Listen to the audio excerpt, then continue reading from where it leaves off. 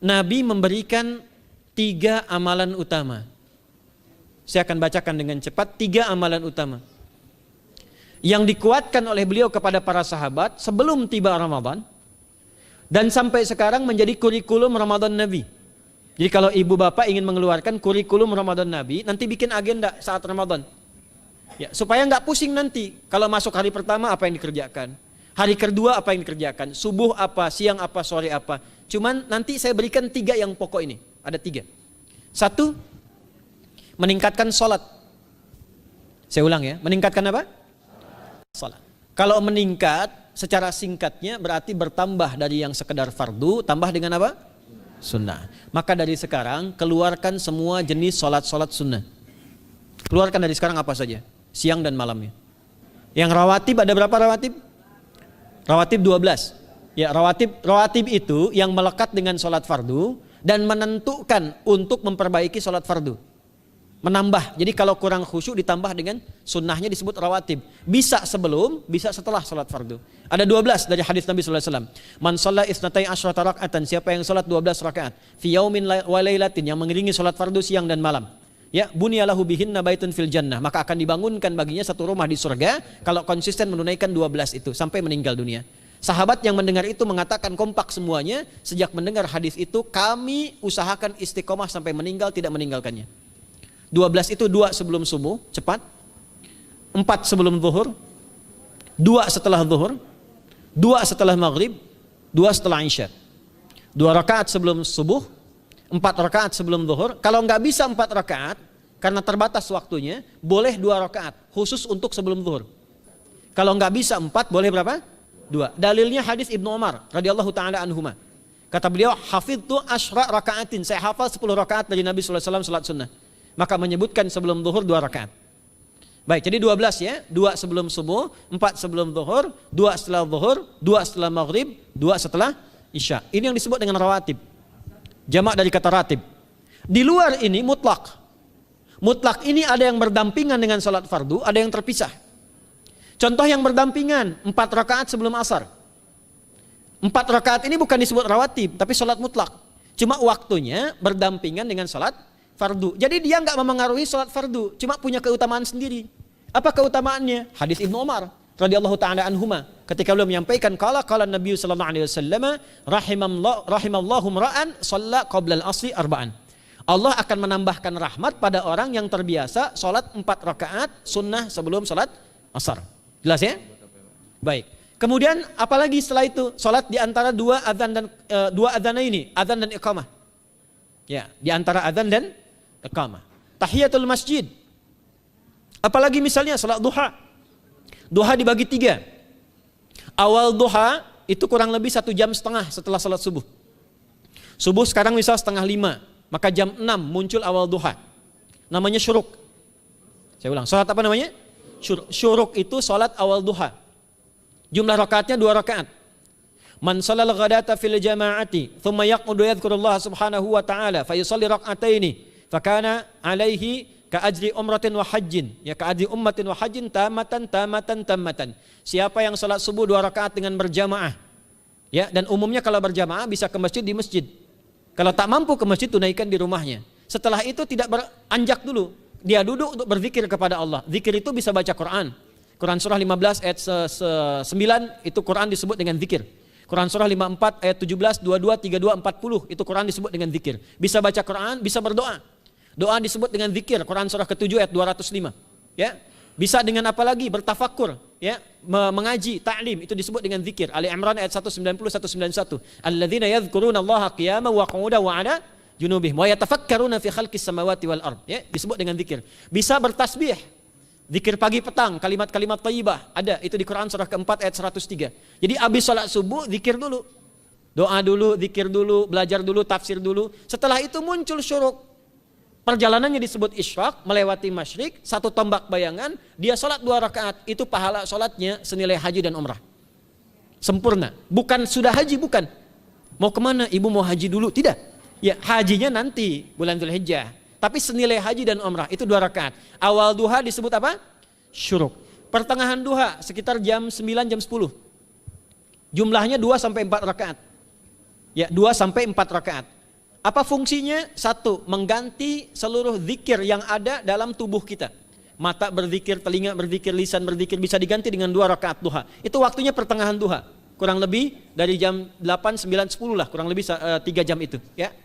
Yang kedua, bisa menghambat atau menghentikan, menahan satu musibah umum. Misal ada kebanjiran nih atau macet nih. Orang-orang kena macet. Bapak yang biasa sholat duha pertengahan itu tiba-tiba ditolong oleh Allah, dibebaskan. Tiba-tiba ada orang datang, Pak lewat sini di sana macet. Atau dibimbing ada kontraflow. Itu manfaatnya duha tuh. Yang pertengahan. Yang terakhir adalah akhir duha. Sekitar jam 10 sampai jam 11 menjelang ke zuhur. Ya, akhir duha itu jumlahnya dari 2 bisa 4 sampai 8 rakaat. Di antara manfaatnya bisa mempermudah datangnya rizki dengan izin Allah Subhanahu wa taala ketika ikhtiar. Itu duha. Nanti ke malamnya silahkan tahajud, tingkatkan tarawihnya sampai ditutup dengan witir. Itu salat. 2 yang terakhir saya cepat, 2 yang terakhir adalah banyak berinteraksi dengan Al-Quran. Ada 3 caranya. 1, banyak membaca. Itu namanya qiraah. Silahkan Bapak Ibu siapkan dari sekarang, targetnya khatam misalnya 1 kali, berapa juz? 30 juz. Kalau mau gampang bagi 30, berarti 1 hari berapa? 1 juz. Paling gampang lagi, supaya nggak capek ngajinya, supaya nggak capek, bagi 1 juz 5 waktu sholat. Contoh, juz pertama itu Al-Baqarah plus Al-Fatihah. Al-Fatihah saya nggak hitung lah karena sudah hafal ya. Al-Baqarah itu 141 ayat, juz pertama. Bagi 5, 28. Jadi setiap ketemu waktu sholat, bagi 2 lagi, 28 bagi 2 berapa? 14. Sebelum sholat baca 14 ayat, setelah sholat baca 14 ayat. Itu 14 ayat tuh paling-paling nggak nyampe 5 menit Bu Pak. Kalau investasi 10 menit setiap waktu sholat, bagi 2 kita baca 14 ayat, itu insya Allah selesai Ramadan khatam Quran. Itu udah rumus. Ya, tidak cukup dengan amin, siapkan dari sekarang. Siapkan. Ya. Kemudian mengkaji, kajian, tilawah. Itu tilawah itu di hadis Muslim pahalanya banyak. Ya, majtama'a qaumun fi baitin min buyutillahi. Ya, kita ngajinya Quran hadis ya, biar ya, lebih kuat dalilnya. Majtama'a qaumun fi baitin min buyutillahi yatsluna kitaballahi wa yatadarasuna fima bainahum. Ya, siapa yang bisa tilawah Quran, ngaji, tafsir, keluarkan misalnya untuk Ramadan 10 hari saya pengen tahu Al-Fatihah. Itu ketika dilakukan punya 4 keutamaan. 1, ghasyiyatuhum rahmah. Selama ngaji rahmat Allah dibentangkan. Kalau pengen doa cepat dikabulkan, kalau istighfar diampuni. Yang kedua, awas ini nazalat alaihimus sakinah, diberikan ketenangan dalam jiwa. Bapak Ibu pengen di rumah tangga nyari sakinah, isi dengan Quran di rumah. Amalan terakhir infak. Ya, hadisnya dari Ibnu Abbas, Ibnu Abbas radhiyallahu taala anhuma, qala, ya, beliau mengatakan kana Nabi sallallahu alaihi wasallam ajwadan nas wa ajwadu ma yakunu fi Ramadan. Adalah Nabi sallallahu alaihi wasallam itu orang yang sangat luar biasa dermawan dan lembut. Dan bertambah dermawan lagi ketika tiba Ramadan. Apa yang dilakukan Nabi? Mensupport sahabat, siapapun yang punya anggaran untuk infak, disiapkan sebelum Ramadan. Jangan berpikir banyak Bu. Yang penting ada anggaran, 30.000 nggak ada masalah. Setiap hari 1.000, tidak harus uang, makanan. Pernah dengar hadis ini nggak? Siapa yang memfasilitasi bukaan orang puasa, walaupun dengan sebiji kurma dan sehirup air, maka dia mendapatkan pahala seperti orang puasa itu tanpa dikurangi sedikit pun. Ada? Hadisnya sahih di At-Tirmidzi. Tapi bukan berarti nyanyi kurma ke Tanah Abang setiap hari 1. Terus minumnya 1 sedotan aja ganti-ganti. Ya, maksudnya apa? Yang paling minimal kita bisa keluarkan. Itu pahalanya 700 kali lipat dikali 10. Paling standar. 700 kali itu standar biasa di hari ini. Dalilnya Al-Baqarah ayat 261 yang dibacakan Adinda tadi kita itu. Ramadan kali 10 lagi. Maka dari itu disiapkan dari sekarang untuk infak. Kalau kami di desa itu, ibu saya selalu kalau Ramadan itu RT-nya setiap rumah.